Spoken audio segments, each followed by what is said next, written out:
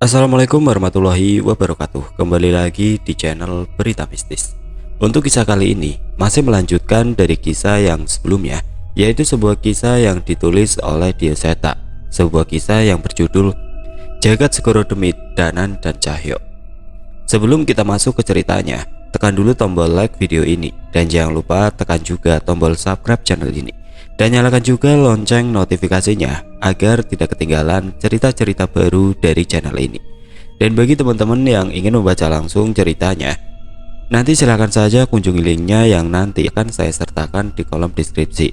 Dan bagi teman-teman yang juga ingin membaca koleksi-koleksi cerita lain dari Kak Dioseta, nanti silahkan saja kunjungi linknya juga yang nanti akan saya sertakan juga di kolom deskripsi. Dan seperti apa untuk kelanjutan kisah ini? Langsung saja kita simak berikut ini.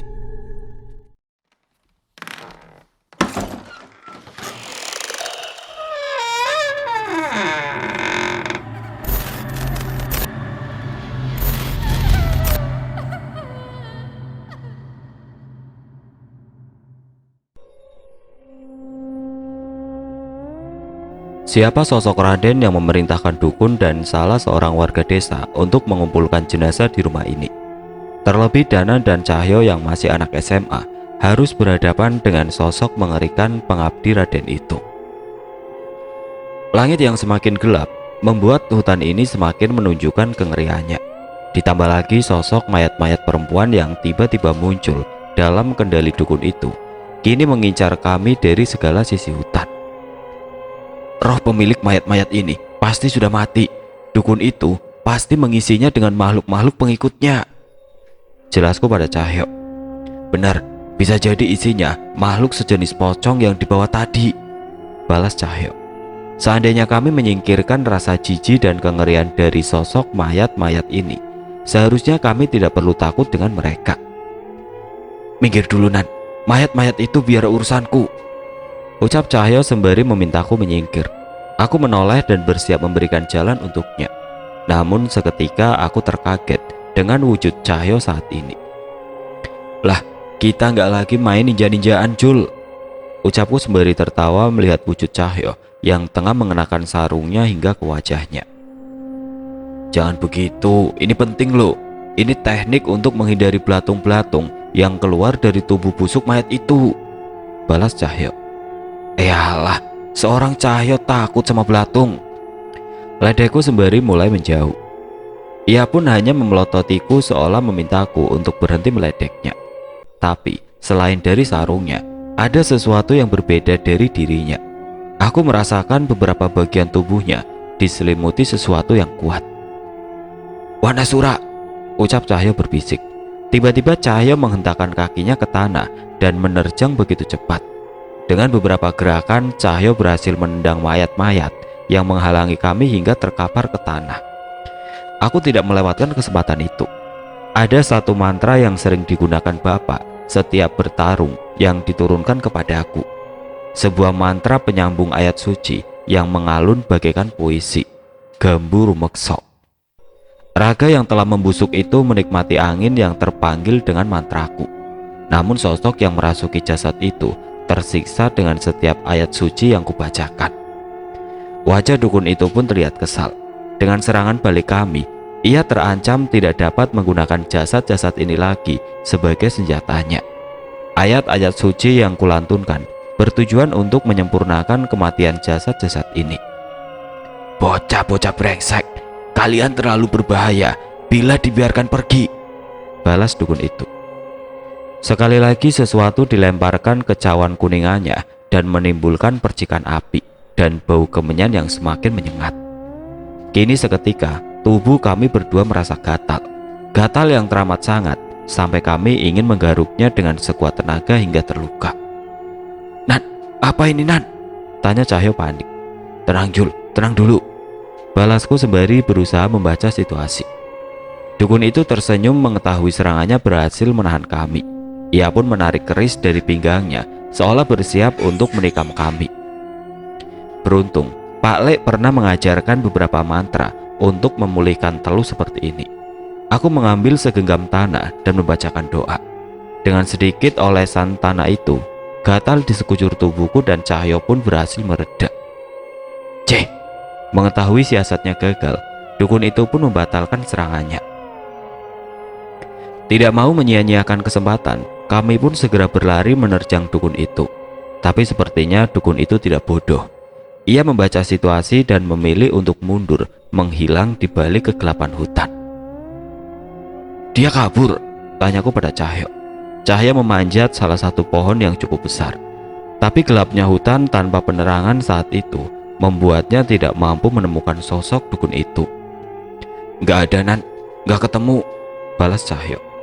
Ya udah turun Jul, kita urusin dulu jasad-jasad ini, ucapku. Cahyo pun turun dan melihat jasad-jasad perempuan yang bergelimpangan di sekitar kuburan. Mau kamu apain Nan? Gak mungkin nguburin satu-satu kan?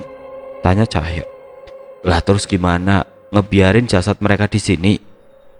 Kita kuburin, tapi nanti minta bantuan warga desa juga.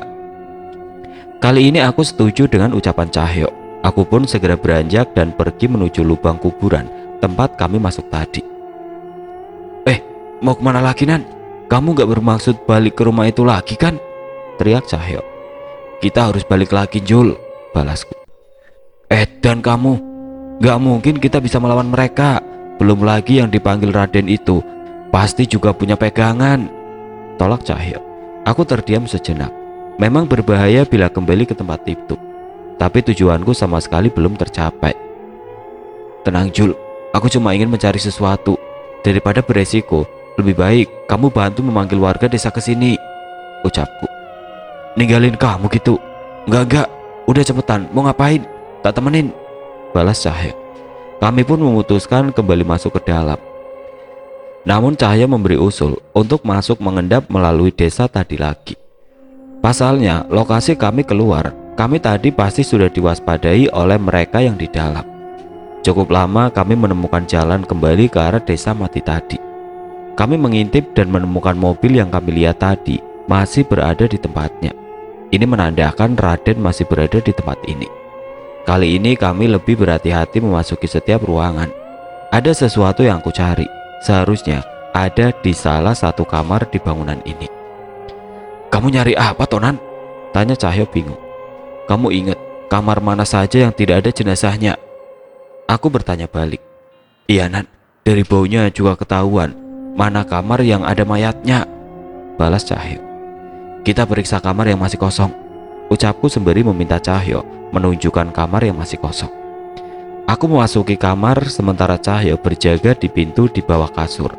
Ada sebuah nampan yang diisi sesajen, tumpukan bunga, dan kemenyan yang dibakar. Aku membongkarnya dan menemukan apa yang kucari. Apa itu? Tanya Cahyo bingung. Aku menunjukkan pada Cahyo sebuah benda yang dibungkus kain kafan seukuran 2 jari.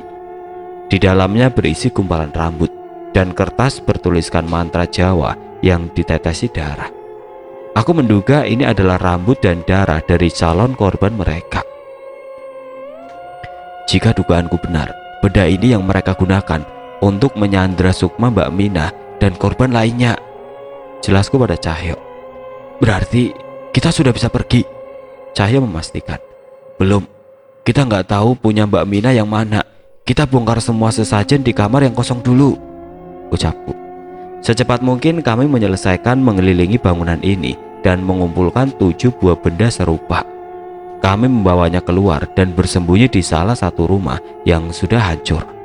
Cahyo berjaga di luar, sementara aku melafalkan ayat-ayat suci dan memutihkan benda itu sebelum akhirnya membakarnya. Sudah Nan? Tanya Cahyo gelisah. Sepertinya ia mulai melihat pergerakan dari arah rumah itu. Sudah, kita pergi, hati-hati, balasku. Kami pun pergi meninggalkan hutan dengan hati-hati menuju desa. Tanpa sadar, sudah semalaman kami berada di sana. Kami pun tiba di desa tepat saat matahari mulai terbit. Kami segera berlari ke arah rumah, bermaksud meminta ibu untuk meminta pertolongan Pak Lek. Namun ternyata sudah ada beberapa orang di sana, Pak Jumito, Mas Musi, dan Mbak Mina yang sudah tersadar. Aku menarik nafas lega melihatnya. Namun tubuhnya yang kurus dan luka di tubuhnya masih jauh dari kata pulih. Itu Nyai, Danan kembali, teriak Pak Jumito. Aku pun bergegas menghampiri mereka. Sepertinya Mbak Mina juga sempat menceritakan sesuatu kepada mereka. "Bu, coba cari cara untuk menghubungi Pak Le. Ini bukan masalah biasa," ucap Cahyo pada ibu. Mas Musi segera menghampiriku dengan wajah yang khawatir. "Danan, ngapunten, saya salah sangka dengan niat baik Mas Danan," ucap Mas Musi. "Sudah Mas, tidak usah dipikirkan. Bagaimana keadaan Mbak Mina?" tanyaku. Mas Musi bercerita bahwa tepat saat subuh tadi, tiba-tiba Mbak Mina tersadar. Samar-samar ia menceritakan tentang apa yang ia ingat. Ada sosok yang memang menjebaknya dan berusaha mendapatkan jasadnya. "Benar Mas, ada sosok yang dipanggil dengan sebutan Raden yang mengincar jasad perempuan untuk disetubuhi. Saya tidak mengerti itu sebuah ritual atau apa," tambahku. Mendengar ceritaku, Pak Jumito dan Mas Musi pun bergidik ngeri. "Ada juga seorang dukun dan salah satu warga desa sini yang membantu orang itu untuk mendapatkan jasad yang ia incar," Cahyo memperingatkan. "Warga desa ini?"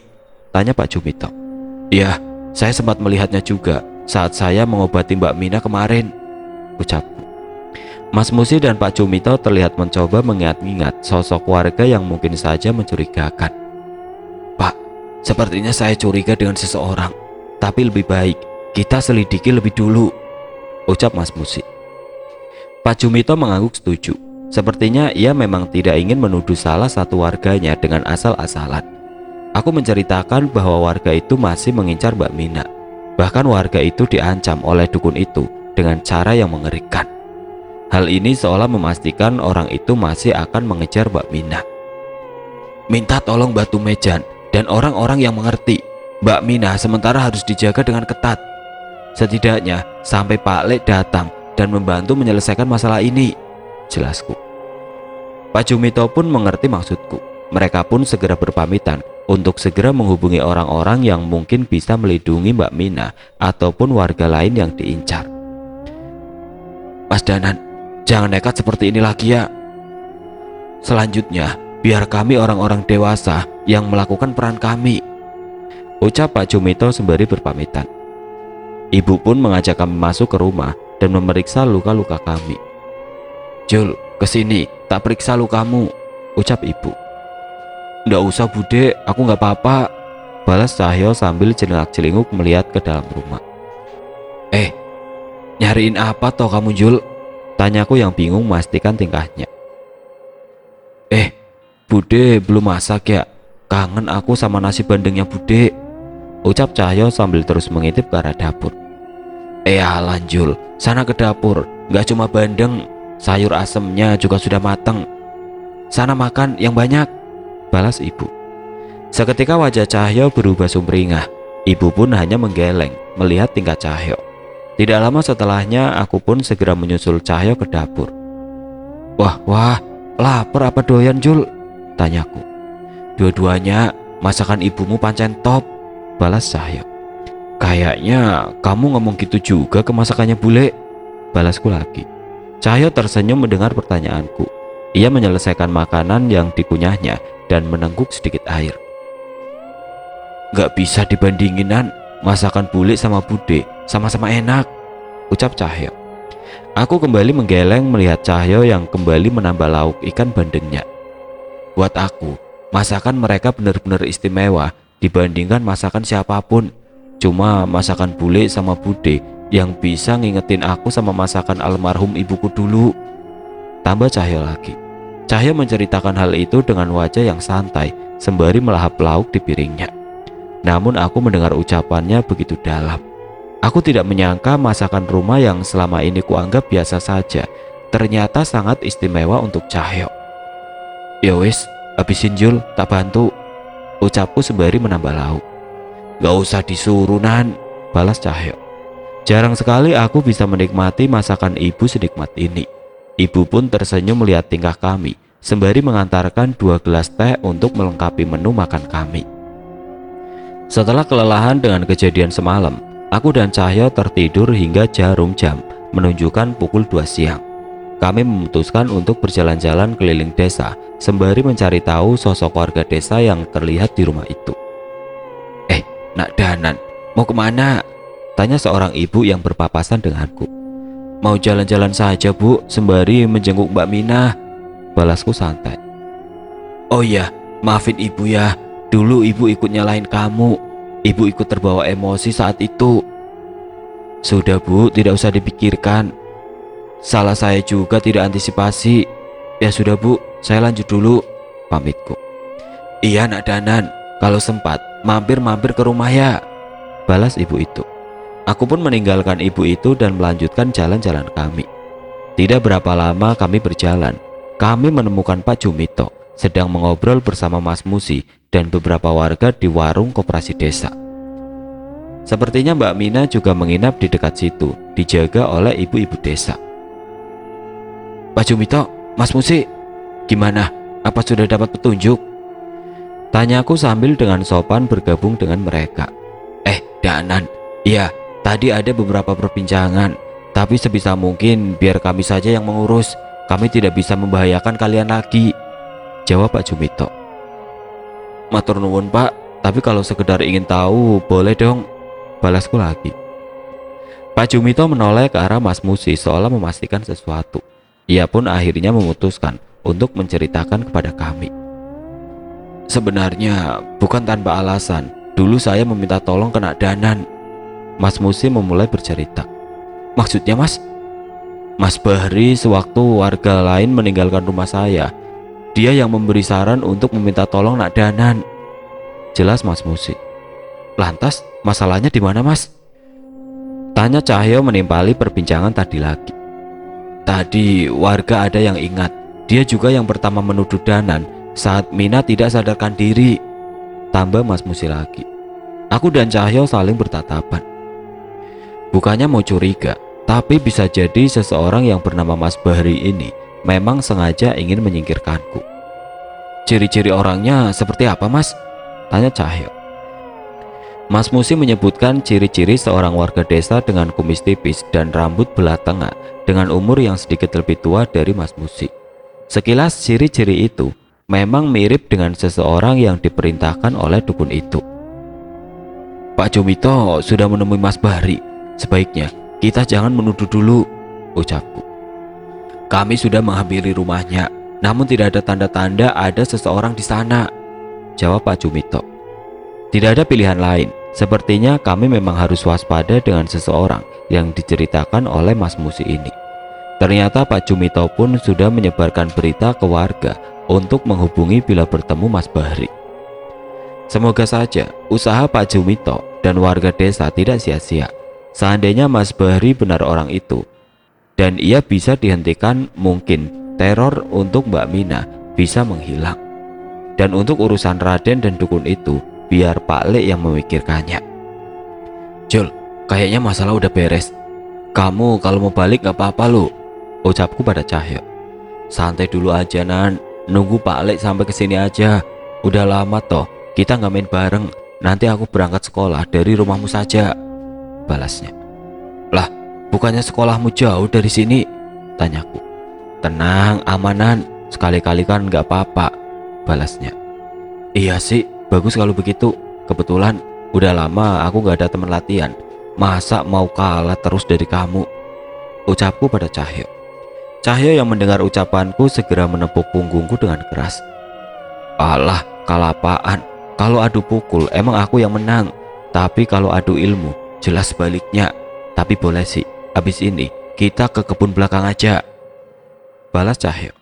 Kami pun kembali ke rumah dan pamit lagi kepada ibu untuk berlatih di kebun belakang.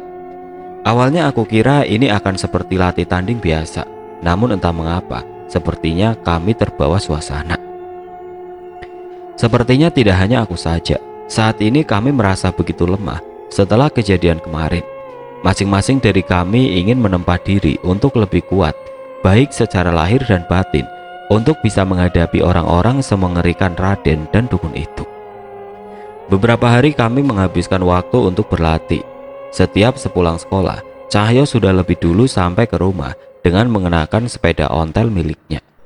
Jul, waktu kemarin melawan mayat-mayat itu, tiba-tiba aku ngelihat ada kekuatan yang menyelimuti tubuhmu. Itu apa? Apa ada hubungannya dengan nama Wanasura yang kamu sebutkan itu? Tanyaku penasaran. Mendengar pertanyaanku, Cahyo pun mendekat ke arahku. Ia meminta aku menjulurkan tangan dan menempelkan kelima jarinya padaku. Coba rasainan, ucap Cahyo. Aku menuruti ucapannya. Sepertinya ia meminta aku menerawang masuk ke dalam tubuhnya. Dan benar, aku merasakan keberadaan sesosok makhluk. Sepertinya aku mengenal makhluk itu. Tapi sepertinya tidak juga. Itu siapa? Kliwon? Tanyaku. Cahyo menggeleng dan melepaskan tangannya dariku. Aku pernah cerita tentang dia saat kembali dari Alas Wetan. Namanya Wanasura. Dia kembarannya Kliwon, jelas Cahyo. Tunggu, kamu menyimpan kodam? Tanyaku kaget. Cahyo menggeleng. Kliwon masih memiliki tubuh, namun ia terjebak di suatu tempat di Alas Wetan. Namun tubuh fisik Wanasura sudah mati. Dia butuh tempat naungan untuk bisa tetap ada, jelas Cahyo. Jadi kamu menjaga makhluk itu demi Kliwon? Tanyaku. Cahyo mengangguk mengiyakan. Sepertinya aku semakin mengerti. Bisa jadi keberadaan sosok bernama Wanasura juga akan berperan besar dalam pertarungan Cahyo. Menurutmu gimana? Tanya Cahyo tiba-tiba. Maksudmu, apa salah bila aku membiarkan Wanasura menempati tubuhku? Tanya Cahyo. Menurutmu apa salah bila aku membiarkan sebuah pusaka bersemayam di tubuhku? Aku bertanya balik pada Cahyo. Kok nanya balik? Protes Cahyo. Ya intinya pertanyaan kita sama. Keberadaan pusaka dan Wanasura sudah ditakdirkan bersama kita. Benar atau salah akan kita ketahui nanti. Dan bila kita tahu ini hal yang salah, aku maupun kamu harus bisa merelakannya, jawabku. Cahyo menatap mataku. Sepertinya ia setuju. Namun sepertinya terbayang di matanya bahwa ia pasti akan berat bila harus berpisah dari sosok yang sekarang menjadi sahabatnya itu. Ya sudah, gak usah terlalu dipikirin. Kalau memang kita melakukan kesalahan, masih ada Pak Le yang akan menegur kita kan? Tambahku berusaha melepaskan suasana serius ini. Nah iya, bener juga tuh.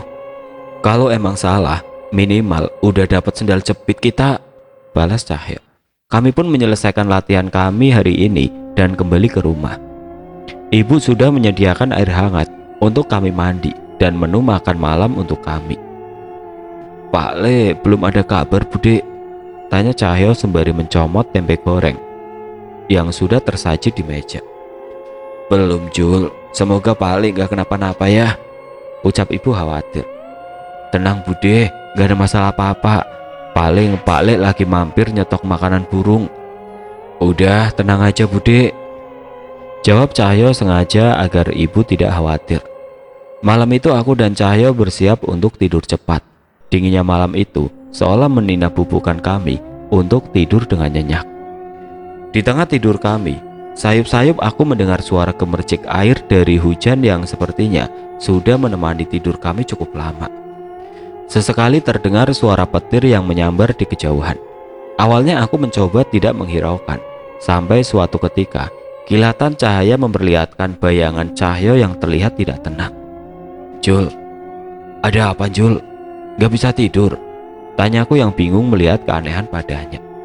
Wajahnya terlihat serius, seolah cemas terhadap sesuatu. Walau begitu aku tahu dia juga merasa ragu. Nan, perasaanku gak enak Nan, ucap Cahyo. Mendengar jawaban Cahyo, aku pun bangkit dari tidurku dan meminta penjelasannya. Belum sempat meminta penjelasannya, tiba-tiba ada sesuatu yang bereaksi dari dalam tubuhku. Keris Rogo Sukmo. Belum pernah aku merasakan hal seperti ini sebelumnya. Sepertinya keris Rogo Sukmo juga merespon sesuatu. Bisa jadi hal inilah yang juga dirasakan Cahyo. Aku mau mengecek keluar Nan, ucap Cahyo. Aku ikut. Perasaanku juga gak enak, ucapku. Tapi sebaiknya sebelum pergi, kita persiapkan diri dulu. Setidaknya kita mohon restu perlindungan dari Yang Maha Pencipta. Entah apa yang membuatku begitu cemas kali ini. Setelah kejadian kemarin, aku merasa hal apapun bisa terjadi pada kami setelah ini. Tapi kami tahu, Tuhan akan selalu ada untuk melindungi umatnya yang bertakwa. Secepat mungkin kami berlari menuju desa. Insting kami menuntun kami untuk pergi ke tempat di mana Mbak Mina berada. Pemandangan yang mengerikan menyambut kami yang sampai di tempat itu. Di tengah guyuran hujan deras terlihat Pak Jumito terduduk di tanah memegangi dadanya, sementara Mas Musi terbaring di tanah. Mbak Tumejan menggenggam sebilah keris untuk melindungi mereka dengan nafas yang sudah terengah-engah. Bagaimana tidak, wujud pocong yang sebelumnya kami lihat di ruang bawah tanah rumah Raden itu kini mengepung desa dengan mata terpusat kepada Mbak Tumejan. "Mbah!" teriakku menghampiri mereka. "Danan, jangan kesini, ini bukan tanggung jawabmu," perintah Pak Jumito. Jelas kami tidak mengindahkan perintah Pak Jumito. Saat itu juga aku dan Cahyo berlari ke arah mereka. "Nan, urus pocong-pocong itu, bisa kan?" tanya Cahyo. Aku mengangguk, sementara Cahyo memisahkan diri denganku. Aku tahu maksudnya, ia berusaha mencari sosok yang mengirimkan makhluk-makhluk ini ke desa. Ada beberapa doa yang kubaca untuk memagari Mas Musi dan Pak Jumito dari serangan makhluk-makhluk ini. Beberapa dari mereka mencoba merasuki Mas Musi. Sepertinya sedari tadi Mbak Tumejan mencoba menahannya. Melihat aku mampu melindungi mereka, Mbak Tumejan membacakan beberapa mantra pada kerisnya dan menghujamkannya ke setiap pocong yang mendekat. Aku pun tidak tinggal diam. Aku mengingat satu persatu ilmu yang diajarkan Bapak padaku. Amalan api tidak akan berhasil melawan makhluk sebanyak ini. Kalaupun aku ingin mencoba menenangkan sosok-sosok ini, sepertinya dukun itu juga menyiapkan jimat yang mengikat mereka. Yang aku bisa saat ini hanyalah melindungi Pak Jumito dan seluruh warga yang masih berdiam di rumah dengan aji-ajian yang aku bisa, hingga Cahyo bisa menemukan di mana dukun itu. Beruntung tidak butuh waktu lama hingga terdengar suara pertarungan di balik salah satu rumah. Aku memberi isyarat pada Mbak Tumejan untuk menahan sosok pocong-pocong itu dan berlari ke arah Cahyo. Saat itu Cahyo terlihat mengamuk dengan bayangan seekor kera yang merasuki dirinya. Itukah Wanasura? Aku mengira Cahyo kehilangan kesadaran. Namun tepat saat menyadari keberadaanku, Cahyo mengambil kesempatan untuk mengambil mangkuk sesajen yang dibawa dukun itu. Ia melemparkan benda itu bersamaan dengan sebuah kalung yang berhasil ia rebut. "Danan, urusin ini," perintah Cahyo. "Bocah brengsek, kamu pasti mati. Setelah ini, kalian pasti mati," ancam dukun itu yang sepertinya juga dilindungi sesuatu sosok hitam. Aku menangkap benda yang dilempar Cahyo, dan sebagian benda itu berserakan di tanah. Ada beberapa tulang belulang di dalam mangkok itu, dan beberapa ikatan tali pocong di kalungnya. Aku mengerti dengan segera. Saat itu juga aku mengumpulkan benda itu jadi satu dan membacakan doa-doa untuk memutihkannya. Cukup lama hingga ayat-ayat suci berhasil melepas ikatan benda itu dengan pocong-pocong yang dikendalikan dukun itu. Sayangnya saat aku hampir selesai, terlihat seseorang yang berlari ke arahku dengan membawa sebuah batu besar. "Bocah brengsek, aku tahu pasti kamulah yang akan menjadi masalah untuk urusan kami," ucap pemuda itu. "Bari, jangan!" teriak Mbak Tumejan yang sudah kewalahan menangani pocong-pocong itu. Jadi benar, pemuda anak buah Raden itu adalah Mas Bahri yang merupakan salah satu warga desa. Aku kebingungan memilih antara meneruskan doaku atau menghindari serangan Mas Bahri. Tanpa adanya waktu yang panjang, saat itu aku memilih untuk menyelesaikan doaku. Hanya sepersekian detik waktu dari aku menyelesaikan doa hingga batu itu hampir memecahkan kepalaku. Namun anehnya, aku bisa menghindar dengan tepat waktu. "Tidak ada yang bisa menghalangi niat baikmu." Samar-samar teringat di pikiranku tentang suara seorang kakek yang kami tolong di rumah itu. Aku sedikit tidak percaya, apa benar hanya dengan ucapan, apapun bisa jadi kenyataan. Saat ini aku tidak perlu memikirkan itu. Saat itu juga, pocong-pocong yang mengepung desa menghilang. Tapi aku tahu, masalah ini belum selesai. Mbak Tumejan membantuku menahan Bahri, sementara dukun itu masih kewalahan dengan serangan Cahyo.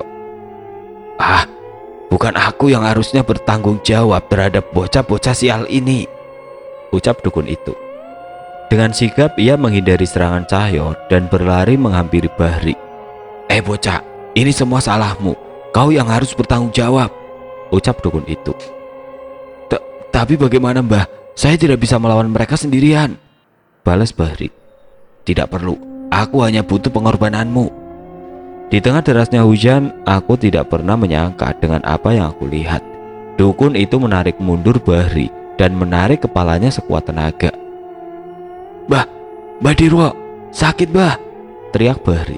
Namun sebaliknya, dukun yang dipanggil dengan nama Mbah Dirwo itu malah tertawa terkekeh menikmati apa yang dilakukannya itu. Raden, aku pinjam satu anak buahmu, ucap dukun itu sembari membaca mantra yang dihiasi dengan darah yang bermunceratan dari leher Bahri dan memisahkan kepala dan tubuhnya. Suara teriakan Bahri hanya terdengar sebentar hingga tenggorokannya terobek hanya dengan dua tangan dukun yang dirasuki kodamnya itu. Sayangnya, kematian Bahri membangkitkan sosok yang mengerikan. Sosok yang sepertinya merupakan anak buah gaib yang dimiliki oleh Raden. Makhluk besar yang tingginya bahkan melebihi rumah ini. Matanya memerah, seolah dengan mudah dapat mengincar kami. Gendruwo, bukan. Makhluk ini lebih kejam dari itu. Gila, aku tidak percaya makhluk ini bisa ada di tempat ini, ucap Batu Mejan panik. Itu makhluk apa Mbah? Tanyaku. Aku pernah gagal berhadapan dengan makhluk seperti itu di luar pulau ini. Padahal itu pun tidak sebesar dan sebuas ini. Makhluk ini bisa membunuh siapa saja yang mencoba mencuri harta tuanya atau merusak ladang tuanya. Penjelasan Batu Mejan benar-benar menjatuhkan mental kami. Tapi untuk menggunakannya sebagai makhluk pembunuh, ada tumbal nyawa yang harus dikorbankan. Orang sana menyebut makhluk itu dengan nama Beku Ganjang, jelas Batu Mejan. Penjelasan Batu Mejan membuatku bergidik ngeri. Terlebih entah perasaanku saja atau makhluk itu terlihat semakin besar. Wanasura! Cahyo berteriak sekeras mungkin memanggil sosok yang berada di dalam tubuhnya itu. Samar-samar terlihat lengannya dipenuhi rambut kera dan berubah semakin besar. Sekuat tenaga ia memukul sosok makhluk besar itu hingga goyah.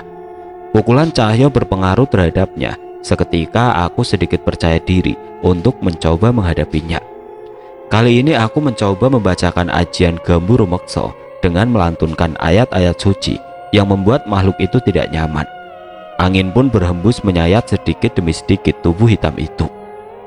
Makhluk yang disebut Beku Ganjang itu merespon serangan kami dengan menghantam kami dengan tangannya yang besar. Namun Cahyo bisa menahannya walau dengan sekuat tenaga. Aku terus menyerang dengan berbagai cara sembari mencari cara untuk mengalahkan makhluk ini. Kita harus gimana Nan? Makhluk ini enggak sembarangan, tanya Cahyo bingung. Makhluk yang dipanggil dengan tumbal pasti punya pengikat. Biar aku cari tahu dulu, ucapku. Pertarungan sengit terjadi di antara kami. Batu Mejan terus mencoba menyerang dukun itu, sementara aku dan Cahyo bertarung dengan tidak seimbang melawan makhluk besar itu. Kalau begini terus, kita pasti babak belur Nan, ucap Cahyo setelah sempat menerima serangan dari makhluk itu lagi. Aku tidak membalas Cahyo dan terus membacakan ajianku untuk menyerang makhluk ini sembari mencari celah. Beruntung salah satu angin dari Gambu Rumekso menyayat bagian dada makhluk itu dan menunjukkan benda berwarna merah darah di dalam tubuhnya. Jantung, makhluk itu punya jantung. Sepertinya itu yang menjadi pengikat makhluk ini dengan bayaran nyawa Bahri, ucapku sembari terengah-engah. Cahyo yang mengerti maksudku segera mengincar titik itu. Sayangnya itu tidak mudah. Dukun bernama Mbah Dirwo itu membacakan sebuah mantra dan menusukkan sebuah jimat yang terbuat dari bambu pada makhluk besar ini. Jangan lama-lama, habisi mereka, perintah Mbah Dirwo. Dengan tusukan benda itu dan perintah Mbah Dirwo, tiba-tiba Beku Ganjang itu menjadi semakin buas dan mengamuk. Ia menghujami Cahyo dengan berbagai pukulan hingga dari mulutnya bermuncaratan darah. Beruntung Cahyo bisa melindungi dirinya dengan kekuatan Wanasura. Seandainya itu aku pasti sudah mati. Jantungku berdegup kencang. Rasa amarah, emosi, takut, dan kesal menjadi satu. Aku sudah tahu kelemahan makhluk ini. Namun ilmu apa yang harus aku gunakan untuk menghabisinya? Danan, ucap Cahyo berusaha mengatakan sesuatu. Gunakan ilmu itu. Aku menoleh sebentar kepada Cahyo dan memalingkan kembali ke arah Beku Ganjang yang mulai mengarah ke arahku. Ilmu yang pernah digunakan ayahmu waktu di Bukit Batu, ilmu pukulan jarak jauh. Entah apa namanya, ucap Cahyo. Ilmu bapak. Aku mencoba mengingat semua ilmu yang pernah bapak gunakan, dan aku mengerti ilmu apa yang dimaksud Cahyo. Tapi aku baru melihatnya satu kali. Enggak Jul, aku belum menguasai ilmu itu, ucapku yang kembali menggunakan ajian Gambu Rumekso untuk menyerang makhluk itu. Sayangnya dengan wujudnya yang sekarang, seranganku tidak lagi berpengaruh. Sebaliknya serangan serupa yang digunakan untuk menyerang Cahyo kini mengarah ke arahku. Tapi belum sempat serangannya sampai kepadaku, Mbah Tumejan menghadangnya dengan kerisnya hingga terbelah. Sialnya tidak hanya itu, Beku Ganjang itu menyapu tubuh Mbah Tumejan sekuat tenaga hingga tubuhnya terpental ke pohon besar. Mbah, teriakku panik. Mbah Tumejan juga memuntahkan darah, dan dengan serangan sebesar itu, Mbah Tumejan gagal mempertahankan kesadarannya. Tubuhku terbakar amarah, namun hembusan angin Gambu Rumekso masih berhembus menenangkanku. Samar-samar teringat sebuah mantra yang sering diajarkan bapak kepadaku. Sebuah kata-kata yang juga tertulis dari catatan wejangan-wejangan bapak. Tanganku mengepal dengan keras. Mulutku tidak henti-hentinya membacakan doa itu hingga perlahan kekuatan berkumpul di kepalan tanganku. Iya Nan, ilmu itu, ucap Cahyo semangat. Makhluk itu terus menerjang ke arahku, tapi kali ini aku tidak takut sama sekali. Anehnya, entah mengapa tubuh makhluk itu tidak sebesar sebelumnya, seolah mengikuti rasa takutku yang mulai hilang. Bapak, izinkan saya menggunakan ilmu ini, ucapku.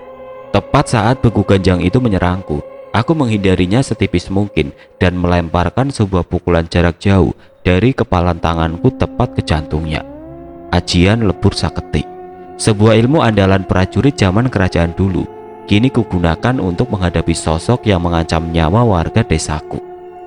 Benar saja, jantung makhluk itu terlepas. Bentuknya menyerupai kepala manusia, dan saat itu juga makhluk itu kehilangan kekuatan dari empunya dan perlahan menghilang dalam gelap. Saat itu seketika aku terbaring kelelahan bersama dengan Cahyo di bawah guyuran hujan. Jangan tidur dulu, di mana dukun itu? Ucap Cahyo. Aku mencoba melihat ke sekitar, namun tidak ada satupun petunjuk di mana dukun itu berada. Kabur, dia kabur, ucapku. Aku pun mengatur nafas sembari terkapar di tanah lapang itu. Nafas kami terengah-engah, baru sebentar berusaha mengatur nafas, tiba-tiba terdengar suara langkah kaki mendekat. Sekuat tenaga kami mencoba untuk bangkit. Dukun itu pasti sadar bahwa kami sudah kehabisan tenaga. Bocah-bocah gemblung, bisa-bisanya ngelawan makhluk begitu, ucap orang itu. Seketika aku dan Cahyo tertawa mendengar suara yang sangat familiar itu. Pak Le, teriak Cahyo sekuat tenaga. Terlambat, setannya sudah pergi. Aku tertawa mendengar teriakan Cahyo. Pak Le tidak menjawab dan malah mengirimkan api kecil yang telah menyala walau di bawah hujan. Api itu melayang ke arahku, Cahyo, dan Mbah Tumejan. Entah bagaimana caranya, tiba-tiba luka kami menutup. Walau tidak pulih sepenuhnya, namun nyawa Mbah Tumejan sepertinya tidak lagi dalam bahaya. Pak Le dari mana saja? Tanyaku. Pak Le masih tidak menjawab. Ia malah melemparkan sebuah benda seperti jantung besar berbentuk kepala manusia, persis seperti milik Beku Ganjang yang kami lawan. Pak Le ngelawan makhluk begitu juga? Tanya Cahyo penasaran. Yo, orang-orang biadab. Dia menumbalkan seorang ibu yang mengabdi padanya hanya demi memerintah makhluk itu, ucap Pak Le. Mendengar ucapan itu, aku teringat sosok dukun perempuan yang memandikan jenazah sebelum diserahkan pada Raden. Apa ibu itu yang dimaksud? Dukun itu kabur Pak Le, tanyaku. Dukun itu tidak sempat kabur. Sewaktu Pak Le coba menangkapnya, tiba-tiba ada bola api yang menerjang ke arahnya dan membakar dukun itu hingga hangus. Sepertinya itu kiriman tuan dukun itu yang tidak ingin identitasnya terbongkar, jelas Pak Le lagi. Mendengar hal itu aku bergidik ngeri, penasaran dengan siapa sosok yang dipanggil Raden itu sebenarnya. Sepertinya kami masih harus berhadapan dengan sosok itu suatu saat. Sudah seminggu sejak pertarungan kami melawan dukun ini. Mbak Mina sudah pulih sepenuhnya. Gangguan-gangguan sudah tidak terjadi lagi di desa. Aku, Pak Lek, dan beberapa warga desa pun sempat mengecek desa mati di tengah hutan itu, dan rumah besar itu tiba-tiba sudah hancur. Kami mencari ke dalam dan tidak menemukan sesuatu yang berarti. Tapi ada sesuatu yang menarik perhatianku. Sebuah lembaran kertas dari sekumpulan kertas tua yang berserakan. Sebuah kertas yang bertuliskan aksara Jawa dengan latas sebuah simbol.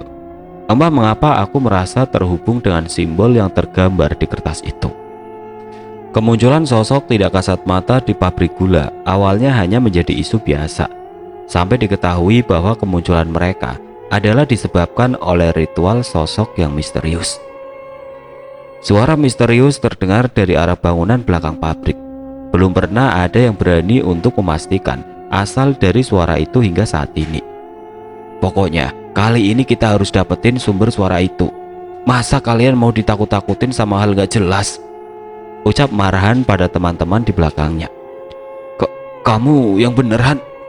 Katanya yang ada di sana itu hantu dari tumbal waktu pabrik ini dibangun. Balas Mul, teman sedivisi Marhan yang dipaksa untuk mengikuti mereka malam ini. Justru orang kaya kamu ini yang bikin karyawan lainnya percaya kalau pabrik ini berhantu. Marhan menepuk kepala Mul sembari mendorongnya maju. Sana, jangan jadi pengecut. Mul tidak punya pilihan lain. Mau tidak mau ia harus menuruti perintah Marhan. Sementara dua temannya yang lain, Sukir dan Pasmin, hanya ikut menertawakannya. Ia membuka perlahan pintu besi dari bangunan utama dan perlahan berjalan menuju sebuah bangunan yang jaraknya hanya beberapa meter dari bangunan utama. Gelapan, udah jalan aja. Hanya berbekal dua buah senter, mereka pun menerobos gelapnya malam dan mendekat ke bangunan yang merupakan gudang reparasi mesin-mesin pabrik itu. Belum sempat mereka mendekat, tiba-tiba terlihat cahaya redup menyala dari salah satu jendela bangunan itu. Mul, tahan dulu Mul, itu kok terang, kayak ada yang nyalain lilin dari dalam, ucap Sukir. Mul pun berhenti, ia menoleh ke arah Marhan. Sayangnya Marhan masih terus memberi kode agar Mul melanjutkan jalannya. Saat itu seketika udara menjadi semakin dingin. Senter Mul dan Marhan tiba-tiba menjadi redup dengan sendirinya. Aku kok merinding ya? Gimana nih? Ucap Pasmin. Sama Min, balas Mul sambil tersenyum memelas. Namun tetap saja mereka harus terus menjalankan rencana mereka. Sekali lagi suara pintu besi terdengar, tetapi suara itu berasal dari bangunan belakang. Baru saja mereka berhasil membuka pintu itu, tiba-tiba di hadapan mereka terlihat sesosok makhluk yang terduduk di mesin penggilingan yang sudah rusak. Sosok makhluk perempuan berambut panjang, berkain putih lusuh, sedang memainkan kakinya sembari menatap mereka. Aku dapat teman lagi, ucap makhluk itu dengan suara mengerikan. Sontak mereka berempat pun terperajat. Senter Mul terjatuh dan mereka berdesakan untuk mencoba keluar. Kuntilanak kan? Itu kuntilanak, teriak Mul. Namun siapa sangka saat Mul meminta pertolongan Marhan, tiba-tiba Marhan sudah berada jauh kembali ke seberang bangunan melarikan diri. Setan, malah kabur si Marhan, ucap Sukir. Melihat kejadian itu, kuntilanak itu pun semakin tertawa keras yang membuat ketiga orang itu semakin ketakutan. Aku mau pingsan aja Mul, ucap Sukir. Jangan Kir, aku duluan aja, balas Mul. Pasmin yang melihat tingkah bodoh mereka segera memaksa menarik tubuh mereka untuk keluar dari bangunan. Tapi tepat sebelum mereka pergi, tiba-tiba terdengar suara air yang mengguyur ke arah hantu itu. Nah kan bener, bisa disiram. Menyusul siraman itu, tiba-tiba muncul beberapa orang dari dalam kegelapan yang mendorong jatuh sesosok berwujud kuntilanak itu hingga terjerembab. Aduh, jangan kasar-kasar dong, ucap kuntilanak itu. Mendengar perubahan suara kuntilanak itu, tiba-tiba Mul, Sukir, dan Pasmin terhenti. Kok suaranya jadi cowok? Tanya Mul. Ia mengarahkan cahaya lampu senternya ke arah kuntilanak itu dan melihat beberapa karyawan pabrik yang baru saja muncul menyiramkan air dan mendorong kuntilanak itu. Lah, Madun, Gusri, kok bisa di sini? Tanya Sukir. Sengaja, Udah direncanain ini sama Marhan. Akhirnya kita bisa membongkar siapa nih yang pura-pura jadi kuntilanak buat nakutin karyawan, ucap Madun. Yah, habislah kamu, Gusri mengompori Madun. Mereka berdua pun menarik rambut kuntilanak itu yang seketika langsung copot dari kepalanya. Cahyo? Tanya Mul yang mengenali wajah itu. Ngapunten mas-mas yang ganteng, saya cuma bercanda, jangan dimarahin ya, ucap karyawan yang bernama Cahyo itu. Wah, kurang ajar kamu, berani-beraninya, teriak Gusri yang segera menarik kerah baju Cahyo dan mencoba memukulnya. Beruntung baju kuntilanak yang ia gunakan cukup longgar, sehingga dengan lincah ia bisa meloloskan diri dengan melepaskan baju itu dan lari menjauh. Ngapunten, saya pamit dulu, teriak Cahyo yang segera berlari secepat mungkin menuju pintu keluar. Gusri dan Madun yang sudah kesal dengan tingkah Cahyo segera mengejar mereka, diikuti teman mereka yang lain. Sayangnya dalam sekejap Cahyo sudah menghilang dari pandangan mereka, masuk ke dalam kegelapan kebun pisang di dekat pabrik. Cepet banget larinya itu bocah, udah kayak monyet aja, ucap Gusri. Tenang mas, besok kita samperin aja tuh, kita bikin perhitungan, balas Mul. Merasa puas dengan hasil pencarian mereka pun memutuskan untuk selesai dan pulang meninggalkan pabrik gula tempat kerja mereka. Sebuah pabrik gula yang baru beberapa tahun direstorasi setelah puluhan tahun terbengkalai. Beberapa malam setelahnya terlihat dua orang berjalan perlahan mendekati bangunan belakang itu dengan hanya berbekal sebuah senter. Mas Marhan yakin mau di bangunan belakang? Katanya di sana angker, ucap seorang perempuan yang menggandeng erat Marhan dengan sedikit ketakutan. Tenang Dek Citra, setan yang muncul di bangunan itu sudah mas urusin. Itu ulahnya si Cahyo aja yang cari gara-gara, balas Marhan dengan percaya diri. Mendengar ucapan Marhan pun Citra menjadi lebih tenang dan mempercepat langkahnya menuju bangunan itu. Mereka mencari tempat yang nyaman di antara mesin-mesin penggilingan yang rusak. Bermodalkan sebuah jaket yang digelar, mereka menikmati malam itu di dalam kegelapan gedung dengan penerangan sebuah senter. Dek, kamu benar-benar cantik, mas sampai gak tahan ngelihat kamu, rayu Marhan. Mas Marhan gombal, bilang aja kalau udah kebelet, balas Citra menyerahkan diri. Tidak mampu menahan nafsu, bibir mereka pun saling bertautan. Tidak ada satupun yang mau mengalah memenuhi nafsunya masing-masing. Satu persatu baju Citra pun mulai ditanggalkan. Bentuk tubuh Citra yang masih ranum membuat Marhan semakin kagum dan ingin segera menikmatinya. Seketika Citra melepaskan bibirnya dari Marhan saat mendengar suara yang aneh. Mas, itu suara apa? Tanya Citra. Gak ada suara apa-apa, balas Marhan yang ingin segera meraih kembali tubuh Citra. Namun Citra kembali menolaknya. Seketika suara itu kembali terdengar bersamaan dengan angin dingin yang meniup tengkuk mereka. Brengsek, belum kapok juga itu bocah, ucap Marhan yang seketika terlihat kesal. Kenapa mas? Ada orang lain di sini? Tanya Citra yang mulai panik. Bocah brengsek, keluar kamu, teriak Marhan. Sayangnya tidak ada suara apapun yang menyaut Marhan. Sebaliknya terdengar suara langkah kaki kecil melewati mereka. Cahyo, keluar kamu, teriak Marhan. Mendengar teriakan Marhan, tiba-tiba terdengar suara tawa seolah meledeknya. Tidak hanya itu, kali ini terdengar suara anak kecil tertawa dan raungan beberapa hewan. Seketika Marhan tersadar bahwa ini bukan ulah Cahyo. Citra, kita pergi dari sini, ucap Marhan. Sayangnya terlambat.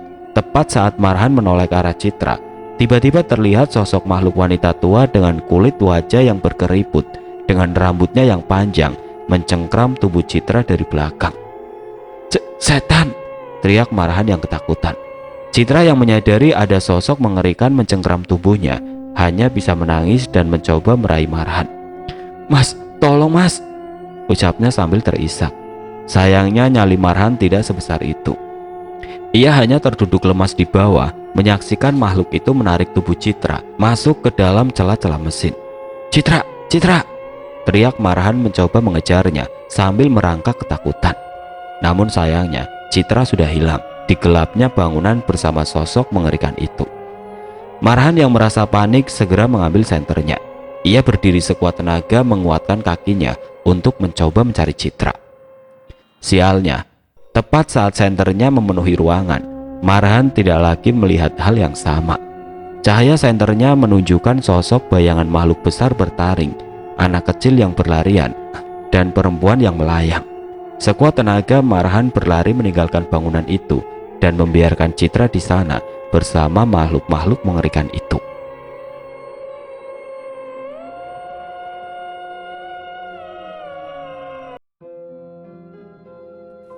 Oke teman-teman, sampai di sini dulu ceritanya. Nantikan kelanjutan kisah ini di video berikutnya.